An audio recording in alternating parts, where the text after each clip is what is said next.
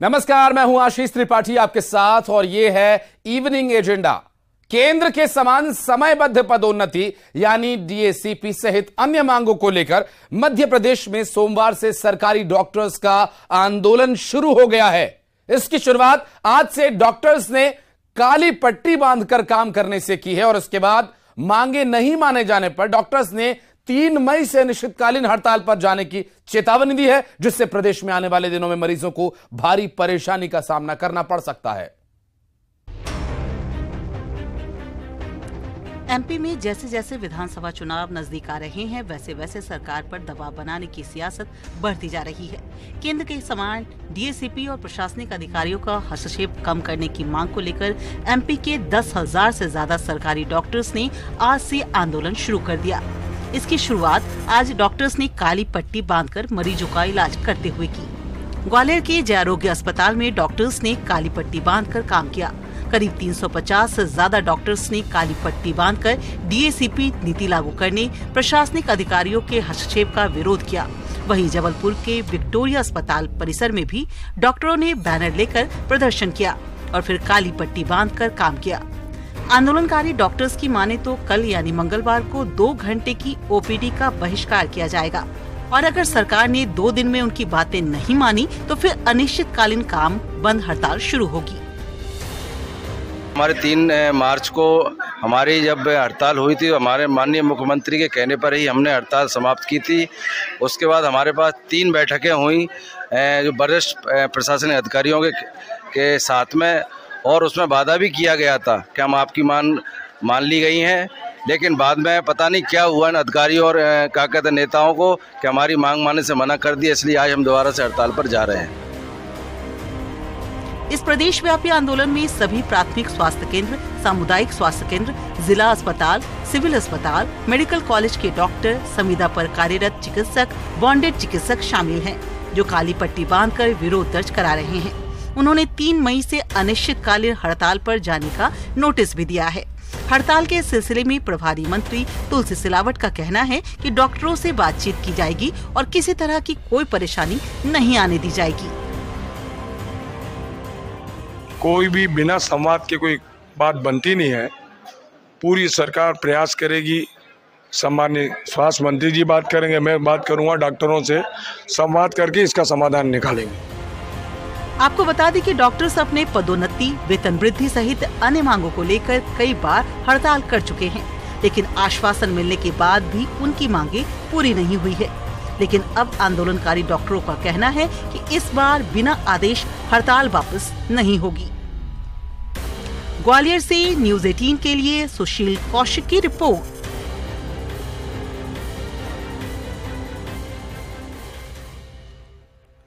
तो चुनावी साल है, सरकार पर दबाव तो है ही, साथ ही साथ अब डॉक्टर्स का जो कहना है वो ये कि भाई केंद्र की तरह आप हमें सुविधाएं दीजिए और पदोन्नति निश्चित समय अंतराल पर उन्हें मिलनी चाहिए। अब ऐसे में अगर हड़ताल पर डॉक्टर्स जाते हैं, आज तो चलो काली पट्टी बांधकर जैसे तैसे काम चल गया, लेकिन कल से अगर डॉक्टर अनिश्चितकालीन हड़ताल पर जाते हैं, जिसके लिए कह रहा है कि सरकार के मंत्री की तरफ से आश्वासन दिया जा रहा है कि ऐसी कोई बात नहीं है, संवाद से सबका रास्ता निकलेगा, लेकिन अगर ऐसा नहीं होता है तो परेशानी होगी देश के लोगों को, प्रदेश के लोगों को, मरीजों को। और हमारे सहयोगी जितेंद्र शर्मा भोपाल से इस वक्त हमारे साथ हैं मौजूद और उनसे बात करेंगे। जितेंद्र, आज काली पट्टी बांधकर डॉक्टर्स प्रदर्शन कर रहे हैं, हालांकि आश्वासन तो ये मिल रहा है कि बातचीत होगी, संवाद के माध्यम से रास्ता निकलेगा।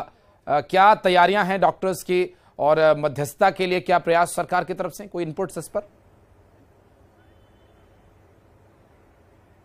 देखिए, अगर बात करें तो इसे आप हड़ताल रिटर्न्स कह सकते हैं, क्योंकि फरवरी माह में जब इनकी हड़ताल हुई थी डॉक्टरों की, तब एक बार इन्हें मना लिया गया था, मगर अब ये सरकार की बातों में आने वाले नहीं है, क्योंकि इन्हें आश्वासन दिया गया था कि इनके ऊपर एक उच्च स्तरीय जांच कमेटी बनाई जाएगी, वो निर्णय लेगी और उसके बाद डॉक्टरों के हित में फैसला होगा। मगर इंतजार के बाद इनके हाथ अब खाली हो चुके हैं और ये हड़ताल पर जाने का पूरा मन बना चुके हैं। आज इन्होंने काली पट्टी बांधकर विरोध किया। तकरीबन 10,000 ऐसे डॉक्टर्स हैं प्रदेश भर के, और अब कल लेकर 11 बजे से लेकर 1 बजे तक ये लोग काम बंद हड़ताल करेंगे और 3 तारीख को फिर पूरी तरह से अनिश्चितकालीन हड़ताल पर चले आएंगे। अगर ये फैसला डॉक्टर इस तरह से लेने पर मजबूर हो जाएंगे तो जाहिर सी बात है प्रदेश की स्वास्थ्य जो व्यवस्था है वो ठप हो जाएगी।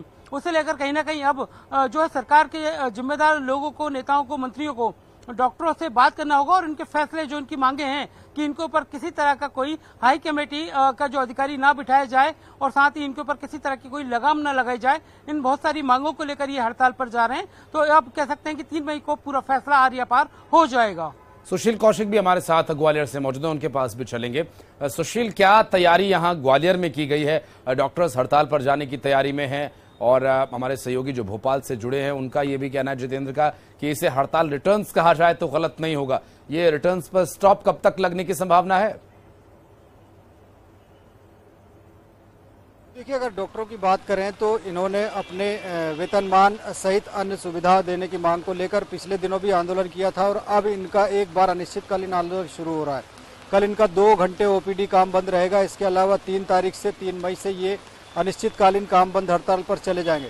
डॉक्टरों का साफ तौर पर कहना है कि इस बार अगर उन्हें सरकार द्वारा लिखित में मांगे पूरी करने का आश्वासन नहीं मिला तो वो हड़ताल किसी भी कीमत पर खत्म नहीं करेंगे।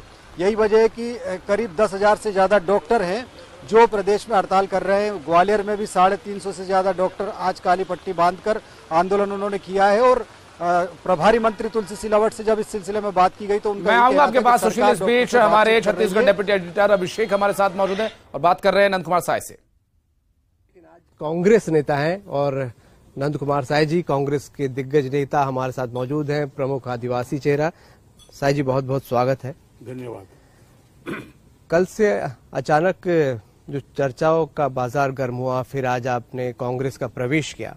मैं आपसे ये जानना चाहूंगा, शुरुआत बहुत सी बातें तो आपने अपलोड भी की सोशल मीडिया पे, बैकग्राउंड क्या रहा? कहां से इसकी शुरुआत हुई? कहां से मन बनना चालू हुआ कि नहीं बहुत हो गया?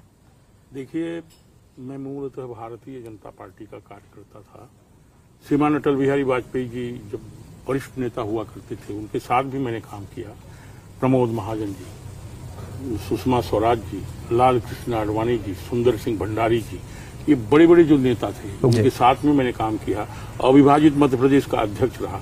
छत्तीसगढ़ बना, हमारी मेजोरिटी नहीं थी तो प्रथम नेता प्रतिपक्ष में ही बना और बहुत सारी लड़ाइयां बीजेपी के लिए लड़ते रहे। प्रश्न ये हुआ बीच में जो अभी कुछ सालों से और 1 आध साल से ज्यादा लगातार छत्तीसगढ़ में विशेष करके पार्टी मुझे कमजोर होती दिखी। मैं उसको निरंतर कोशिश किया कि भाई इसको कैसे ठीक किया जाए। चुनाव भी आने वाले हैं, जो संगठन में पदाधिकारी हैं उनसे भी बात होती रहती थी, लेकिन कोई असर नहीं हुआ।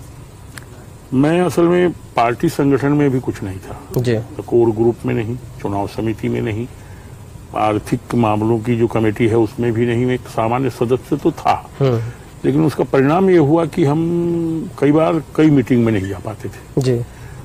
और लोग क्या कर रहे हैं, लेकिन बीजेपी में बहुत पुराने समय से होने के कारण मुझे चिंता ये थी कि ये समय भी कम हो रहा है और पार्टी कमजोर हो जाएगी जी। मैं कोशिश किया केंद्र की नेतृत्व से बात करने का, मैसेज किया उनको, उनका रिप्लाई तो आता था, वो किसी और को, जैसे माननीय प्रधानमंत्री जी, गृह मंत्री जी तक में, और वो किस पार्टी अध्यक्ष को बोल देते थे, उनसे भी बात नहीं हो पाती थी। और निरंतर प्रयत्नों के बाद भी साल भर से कहीं कोई बात नहीं हुआ और हम चिंतित होते रहे जी। मैं ये मान लिया कि भाई ये लोग कोई बात ही नहीं करना चाहते हैं, कोई चिंता नहीं कर रहे हैं। इसका अर्थ ये है कि अब मेरी शायद इस पार्टी में बहुत ज्यादा वजूद नहीं है। एक पार्टी में बहुत पहले से एक थीम भी है कि 70 प्लस वाले जो हैं वो अब माने नेपथ्य में चले जाएंगे। अच्छा। अटल बिहारी वाजपेयी थे उसी जमाने से।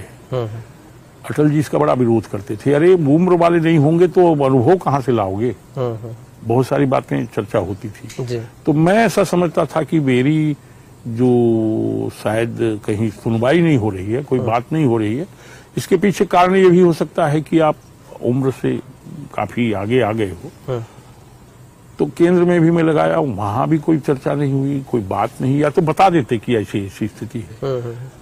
वहां जाता था मामला, कहीं आता था कि आपका सूचना आ गया है और उसको भेज दिया गया है।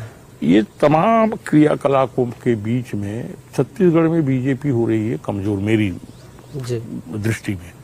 यहाँ भी कोशिश किया, यहाँ कोई पद में नहीं, पद तो मत रहे, लेकिन कोई बैठकों में भी बुलाया नहीं जाता था और मैं बड़ा चिंतित हुआ। मुख्य लक्ष्य था कि भाई आम जनता यहाँ जो है वो जनजाति महत्वपूर्ण है, सबसे बड़ा समाज है, अनुसूचित जाति भी काफी बड़ी संख्या में है, 32% और 10 या 12% है, और ओबीसी वर्ग भी काफी है, उसमें भी कमजोर लोग काफी हैं, और भी जो भी हैं सब। इन लोगों के लिए कुछ काम करना तो बहुत जरूरी है। जो जो समस्याएं हैं, जो बातें हैं, उसको लेकर के हम चाहते थे कि भाई कुछ अच्छी योजना बने बीजेपी में भी, लेकिन कभी कोई सुनवाई, कोई बात हुई नहीं। अंत में मैं केंद्र में भी लग के थक गया कि एक बार पूछा तो जाए कि भाई क्यों बार बार आप यहाँ मने लगा रहे हैं, बात करेंगे, भेंट करेंगे। किसी ने नहीं कहा। अंत में समझा कि मेरी उपस्थिति या मेरा वजूद अब शायद पार्टी में खत्म हो गया है। आपने एक लाइन लिखी थी कि कुछ लोग मेरे खिलाफ साजिशें कर रहे हैं, इमेज खराब करने की कोशिश कर रहे हैं। कौन लोग हैं वो? मुझे लगता है पार्टी में मेरे को कुछ मैसेज जरूर दिया गया है, तभी तो नेताओं ने मुझे कभी रिस्पांस नहीं किया। कुछ लोग हैं जो चाहते हैं कि भाई मैंने ये अब बहुत हो गया, कैसा हो गया। आपको पता होगा 2003 में सरकार मैंने बनाई थी जी, अजीत जोगी से लड़के, षड्यंत्र पूर्वक दूसरे लोग बैठा दिए। चीफ मिनिस्टर हमको ही होना था। षड्यंत्रों का जाल तो यहाँ निरंतर चलता है। तो क्या आप इशारा सीधा सीधा आपका उनका है जो जिनको आपकी जगह बना दिया गया सीएम?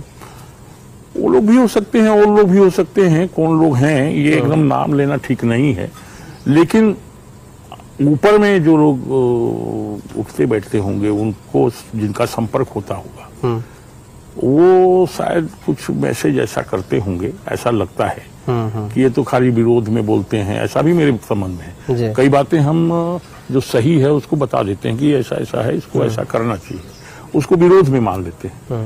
तो शायद ऐसा कुछ होगा। तो सेंटर से भी हमको रिस्पॉन्स नहीं मिलता था, और तो धीरे धीरे करके हम बोले कि ये स्थिति हमारी बना दी गई है कि अब हम राजनीति से बाहर हो गए। सर जी, मैं ये जानना चाहता हूँ कि आपने कहा कि कुछ लोग हैं जो कि षड्यंत्र कर रहे हैं, इमेज खराब कर रहे हैं। अब आप कांग्रेस ज्वाइन कर चुके हैं, क्या अब भी आप ऐसे लोगों का नाम नहीं लेना चाहेंगे? नहीं लेना इसलिए ठीक नहीं है कि वो जो लोग कर रहे हों वो ठीक है, मुबारक हों, और इस लेवल तक बात करना इतना ही पर्याप्त है मेरे ख्याल से। राजनीति को इस सीमा तक रखना चाहिए जिससे और थोड़ी गड़बड़ ना हो जाए। नाम लेने का कोई बहुत लाभ नहीं है। जो लोग इस तरह से करते हों, किए हों, वो समझेंगे, लेकिन उसका बहुत बड़ा लाभ बताने का नहीं है। सवाल ये है कि हम अब बीजेपी में नहीं हैं, कांग्रेस में हैं। इसीलिए मैं बोल रहा हूँ कि अब तो आप पार्टी में हैं नहीं, लेकिन इसलिए भी नहीं करना चाहिए कि नाम आम लेने का मतलब नहीं है। जो लोग होंगे उनको समझ में भी है, और जो नहीं है वो तो नहीं ही है। आपकी जगह जिनको सीएम बना दिया गया, उनके अलावा भी क्या आपको लगता है और भी कोई लोग हैं या एक ही दो लोग हैं जो ऐसा आपको टारगेट कर रहे हैं? ऐसा नहीं है, वो लोग होंगे, कोई होंगे, जो भी होंगे। लेकिन ये बात सच है कि कुछ लोग हमसे या तो घबराते थे या किनारे कैसे हो जाएं, इस बात के लिए होता था कि क्या था। मुझे सीधा मैं आरोप नहीं लगा रहा हूं, लेकिन अनुभव में ऐसा करता था। तो लेकिन अब ये बात तो हो गई। ये भी लगता होगा घबरा कौन रहा है? जो सत्ता में होगा वही घबरा रहा होगा, ऐसा आपको लग रहा होगा? जो नहीं है सत्ता में वो क्यों घबराएगा? सत्ता में तो अब बीजेपी तो है नहीं, कांग्रेस में है जी, और बाकी जो लोग हैं यहाँ वो देखते होंगे क्या है, कैसा है। लेकिन दो कारण थे यहाँ। एक तो मैं केवल सामान्य सदस्य था बीजेपी का, इसलिए भी मेरे को कहीं बुलाएं, कोई चर्चा करें। तो कोर ग्रुप या बाकी जगहों पर आपको क्यों नहीं रखा जाता? कभी कोई चर्चा नहीं हुई आपकी? मैं कुछ लोगों से बात किया था जो पदाधिकारी वगैरह हैं, ऐसा ऐसा मामला है। उनका कोई उत्तर नहीं आता था, न कोई बताता था, कोई जवाब नहीं दिया गया। ऐसा मैं समझता हूँ उसको अपने ढंग से। किसी ने कहा नहीं कि भाई अब ये तो लंबी उम्र वाले हो गए, तो अब इनका तो मामला खत्म हो गया, ऐसा कुछ सोचते होंगे। बीजेपी में पहले वो बताया ना आपको, उस जमाने में ऐसा सोच होता था, इसीलिए कोई न बताने को तैयार था, न कोई इस विषय में कहीं से भी कोई जानकारी नहीं आती थी। बीजेपी में भी अभी आपके कांग्रेस में शामिल होने के बाद रिएक्शन लिया गया बीजेपी के कई बड़े नेताओं से, तो उनका भी कहना था कि आपके खिलाफ तो कोई कुछ नहीं बोल रहा है, कहा कि उनका सम्मान अभी भी है और लगता नहीं कि जिस विचारधारा से आप गए वहां ज्यादा दिन टिकेंगे या आप तालमेल बिठा पाएंगे। नहीं, ये बात तो पुरानी बातें हो गई। आदमी ऐसा थोड़ी करता है। ये काम जो हुआ है, जो कितनी कठिनाई, कितनी तकलीफ, कितने विषय में होता है, इस तरह से राजनीति में बार बार नहीं होता है। ये सोचना बहुत सही नहीं है। अब वो लोग सोच लें तो उसको तो कौन रोकेगा, लेकिन मुझे नहीं लगता है कि ऐसा कोई विषय। बातचीत की कोशिश लगातार कर से जब से आपने इस्तीफा दिया, उनका कहना था हम संपर्क करने की कोशिश कर। पहले क्यों नहीं किया? उनको पूछा जाना चाहिए, आपने पहले क्यों नहीं किया? उनका कहना था कि रोज मिल रहे थे, लेकिन ऐसा कुछ आपने कहा नहीं। नहीं, हम क्यों कहेंगे? आपने हमको एकदम किनारे डाल के रखा था, कोई बोलेगा क्या? क्या सब्जेक्ट है? आपने पहले इन विषयों को क्यों नहीं बताया? हम तो केवल सामान्य मेंबर थे, कोई चर्चा नहीं होती थी मुझसे, कोई बात नहीं हुई। हम कहाँ किसको बताएंगे? कोई बैठक में नहीं, कोई कमेटी में नहीं, कुछ में नहीं, वो भी आवश्यकता नहीं थी। लेकिन वरिष्ठता के कारण बहुत सारे लोग हैं हमारे, उनको कोई महत्वपूर्ण विषय में वहां तो चर्चा होनी चाहिए थी, वो कभी कोई नहीं होता था। हम कहाँ से बताएंगे कि मैं क्या करना चाहूँ? अब आप कर लो ना, आप लोग पार्टी में हो, आप करिए।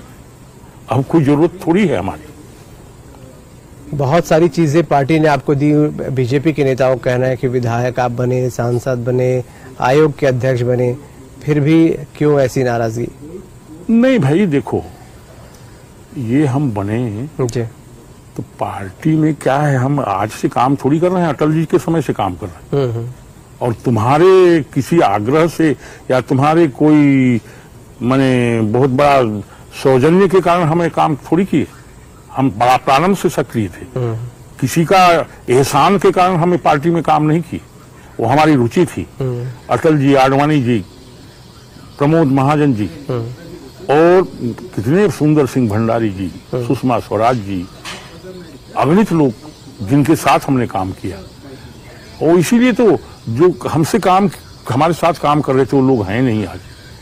इनको सब ये शायद जो भी समझते हों, लेकिन वो हमसे कोई बातचीत ये वो कभी कुछ होती नहीं थी। लेकिन हम चूंकि लोगों के लिए काम करने के लिए अपनी स्थिति को बनाए रखना हम चाहते थे, क्योंकि आम आदमी जो है वो अभी भी बहुत कमजोर है, उसकी शिक्षा की जरूरत है, कई प्रकार की समस्याएं हैं, उसको लेकर के हम काम करना चाहते थे। नाम नहीं लेना चाहते किसी का भी, वो आपकी इच्छा है। हालांकि इशारा आप हालांकि कुछ कर रहे हैं कि कौन लोग थे जी।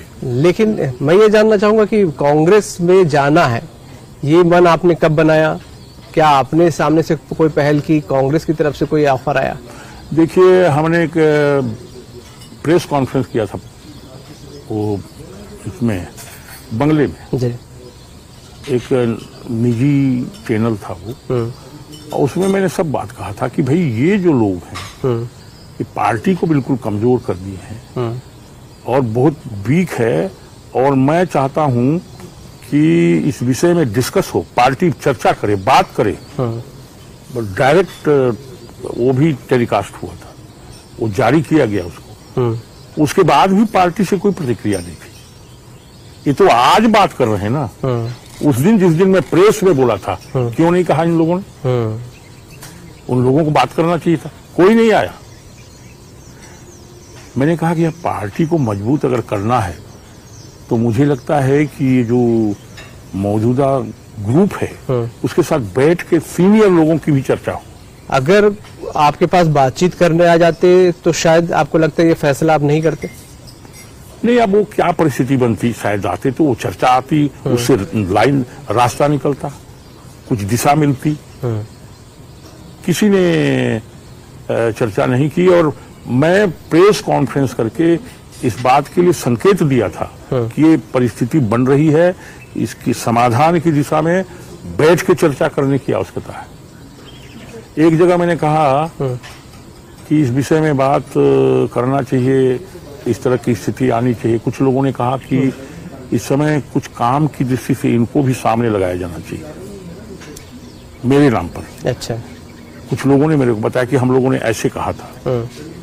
कुछ लोगों ने कहा कि इस दृष्टि से उनको कोई काम में लगाया जाए, इस पर पार्टी में आम सहमति नहीं है, ये मुझे बताया गया था। कुछ लोग मतलब इनसिक्योर थे आपसे? पता नहीं क्या बात थी, मुझे तो जो लोगों ने बताया उसको कह रहा हूं। तो मैं बोला कोई बात नहीं है, इसलिए कोई विषय पर कैसे आप बात करेंगे।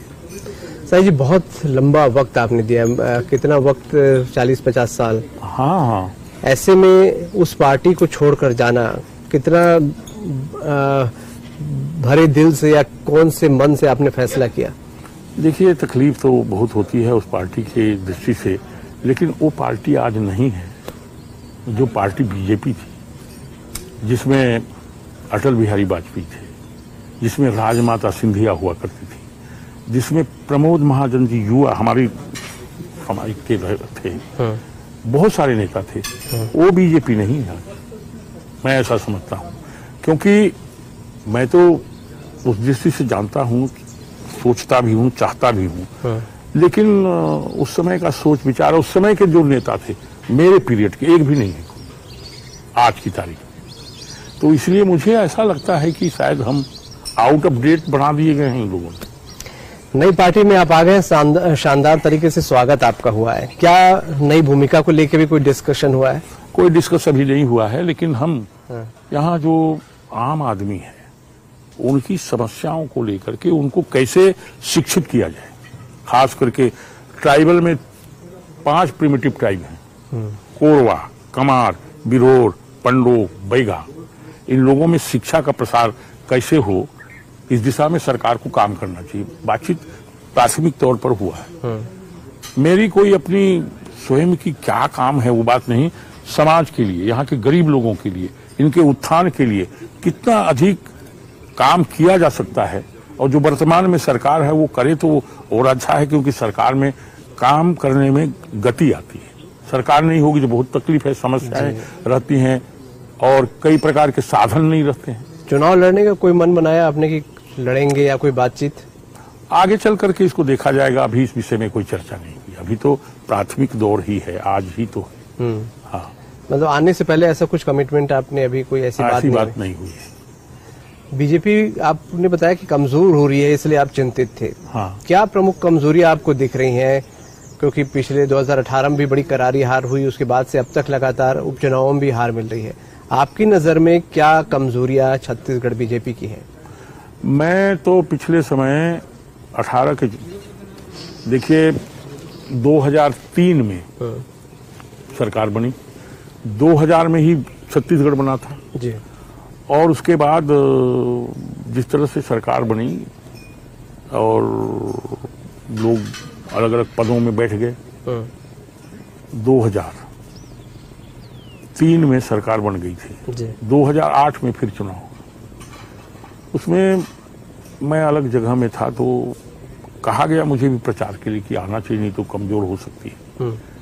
8 में भी प्रचार में आया, उसके बाद 13 में हुआ। 13 में ले दे करके हम बोले भाई अब तो सरकार हमारी है, किसी व्यक्ति विशेष की जरूरत नहीं है यहाँ जी। लेकिन बहुत आग्रह था बहुत बड़े नेताओं का भी, उसमें भी प्रचार किए। हम तीनों बार जीते, रमन सिंह जी मुख्यमंत्री बने तीनों जगह, लेकिन माने वोट प्रतिशत और सीटों का प्रतिशत भी दोनों कम होता गया। 13 में सरकार चल रही थी, करीब 2016 में मैंने ऊपर के नेताओं को बताया था कि इस समय जरा छत्तीसगढ़ को देख लीजिए, एनालिसिस करिए, और मुझे लगता है कि पार्टी कमजोर हो रही है, सीटें कम हो रही हैं, वोटों का प्रतिशत भी कम हो रहा है, और 18 में चुनाव है, इसलिए बाकी समय मैं भी प्रचार में गया था, तो इसलिए दिक्कत हो सकती है। पता नहीं उन लोगों ने कोशिश से जो भी किया हो, नहीं किया हो। 18 के चुनाव में मैं बोला कि मैं उस समय कमीशन में लास्ट स्टेज में था, national commission for scheduled tribe, इसलिए मैं नहीं जा सकता। बहुत लोगों ने कहा कि नहीं ऐसा है, वो जा सकते हैं। मैं बोला भाई जाना नहीं है, और 18 के चुनाव में हम आए नहीं। वो परिणाम हुआ 3 बार की सरकार थी, मैंने 15 साल की, वो सीटें केवल 15। हाँ, तो क्या कोई चेहरों को लेकर एलर्जी थी जनता में, ऐसा आपको लगता है? क्योंकि आपके या कार्यकर्ताओं की नाराजगी थी? मुझे ऐसा लगता है कि कार्यकर्ताओं को पूछा ही नहीं गया। कार्यकर्ता बेचारे खड़े रहे, किनारे रहे। देखिए, कांग्रेस और बीजेपी में मूल अंतर है। बीजेपी का कार्यकर्ता ही ताकतवर है, वो अपना खाता है, अपनी ताकत से लड़ता है और कुछ नहीं लेता किसी से, लेकिन वो चाहता है कि हमारी पूछ परख हो, कोई छोटा मोटा काम तो हो। लेकिन 15 साल की गवर्नमेंट में जो मुझे कार्यकर्ताओं ने बताया है, उसमें मैंने बहुत लोग दुखी थे, निराश थे, पूछा नहीं गया, और लोग बहुत परेशान थे कि बीजेपी की गवर्नमेंट आई, हम लोग पिछड़ गए। 18 में जो गलतियां हुई थी और आज 2023 4.5 साल लगभग हो गए हैं, क्या बीजेपी में उन गलतियों को सुधार पाई है, ऐसा आपको लग रहा है? अंतर क्या है, या जहां का तहां खड़े? मैं इसी बात को तो कहता था कि भाई अब तो सुधारा जाए, 6 महीना बाकी है चुनाव के लिए। अगर आप अभी भी नहीं संभलोगे, हम सब लोग मिलके इसको ठीक नहीं कर पाएंगे, तो फिर हमेशा के लिए पिछड़ जाएंगे। नहीं हो पाई। मैंने कार्यकर्ताओं के मामले में पूछा भी कैसा क्या है, बोले बहुत दुखी हम लोग। और इसलिए जो चुनाव 18 में हुआ, उसमें मैं ऐसा मानता हूं कांग्रेस जीती नहीं, बीजेपी हार गई। कुछ बीजेपी के नेता कहते भी हैं कि आप जो पार्टी चेंज किया, आपने दल बदला है, महत्वाकांक्षाएं हैं आपकी। हमारी देखिए महत्वाकांक्षा है, और महत्वाकांक्षा ये है कि यहाँ के आम और सामान्य लोग और गरीब लोगों का काम हो। उनकी बड़ी बड़ी समस्याएं हैं, बहुत छोटी छोटी भी रहती हैं, कोई सुनता नहीं है, वो बड़े परेशान रहते हैं। महत्वाकांक्षा नहीं, पद तो अभी क्या करेंगे, पद को कुछ काम अच्छा हो जाएगा तो वो पद से ज्यादा महत्वपूर्ण है। इस पर अभी कोई बात नहीं हुई, कोई चर्चा नहीं हुई, आगे हो भी सकती है, लेकिन अभी तक नहीं है। तो कोई किसी खास पद की इच्छा आपको? नहीं, मैंने ऐसा अभी सोचा नहीं है। अभी कोई बात होगी तब देखेंगे। आपने सीधा नाम नहीं लिया, लेकिन आपने कहा कि मुख्यमंत्री 2003 में आपको बनना था, बन कोई और गया। क्या इशारा उन्हीं की ओर है कि वही खुन्नस है, या वही ऐसे लोग हैं? खुन्नस को क्या करेंगे इतना लंबा समय से, काम अच्छा करते। नहीं, आपने कहा कि कुछ लोग आपकी छवि खराब कर रहे हैं, क्या आपका इशारा सीधा उन्हीं की तरफ है? नहीं, बहुत सारे लोग हो सकते हैं। इशारा को क्या करोगे आप लेकर के? सवाल है, वो तो समय बीत गया, निकल गया, उसका कोई चर्चा का बहुत बड़ा वजूद भी नहीं है। लेकिन ये उसकी पुनरावृत्ति न हो, इसका ध्यान रखना चाहिए। भविष्य में क्या वापस बीजेपी में संभव आपकी वापसी है? अभी कोई संभावना नहीं है। अभी तो हम आज ही तो आए, फिर लौटने का कहाँ सवाल होता है। अगर बातचीत कोई करता है तो? नहीं, कोई मतलब नहीं है, बातचीत का समय खत्म हो गया, अब वापसी संभव नहीं। बिल्कुल नहीं। साई जी, बहुत बहुत शुक्रिया हमसे बात करने के लिए आपका। धन्यवाद जी। तो नंद कुमार साई जी हमारे साथ मौजूद थे, और आज ही कांग्रेस ज्वाइन की है, कांग्रेस नेता हो गए हैं, और बहुत सारे लोगों को उन्होंने कहा कि उनसे इनसिक्योर फील करते, लेकिन किसी का नाम नहीं लेना चाह रहे हैं। हालांकि उनका कहना है 2003 में सरकार बनाने में बड़ा अहम योगदान उनका रहा, सरकार उन्होंने बनवाई, लेकिन मुख्यमंत्री कोई और बन गया, और फिलहाल वो भाजपा में वापसी से इनकार कर रहे हैं। खास मुलाकात में इतना ही। नमस्कार। तो नंद कुमार साय को आप सुन रहे थे। ये नंद कुमार साय का सबसे पहला इंटरव्यू कांग्रेस में जाने के बाद आप सुन रहे थे। हमारे छत्तीसगढ़ के डेप्यूटी एडिटर से बातचीत हो रही थी, और उनका जो बातें उन्होंने कही, जिस तरह के वक्तव्य और जिस तरह की साफगोई से पूरा विषय उन्होंने रखा कि आखिर क्यों भारतीय जनता पार्टी छोड़ उन्हें कांग्रेस पार्टी में जाना पड़ा, और आखिर क्या हुआ, किस तरह से पूरा घटनाक्रम उन्होंने एक एक करके बताया। हालांकि नाम लेने से थोड़ा बचते नजर आए नंद कुमार साय, लेकिन बहुत ही स्पष्ट तरीके से उन्होंने बताया कि कैसे स्वर्गीय अटल बिहारी वाजपेयी के समय से वो पार्टी से जुड़े, किस तरह से उन्होंने पार्टी को संभाला और अविभाजित मध्य प्रदेश के अध्यक्ष से लेकर आज तक जिस तरह से पार्टी के साथ उन्होंने कंधे से कंधा मिलाकर काम किया, लेकिन उनकी पुश परख नहीं थी, कार्यकर्ताओं को दरकिनार किया गया, जिसकी वजह से फैसला लेना पड़ा।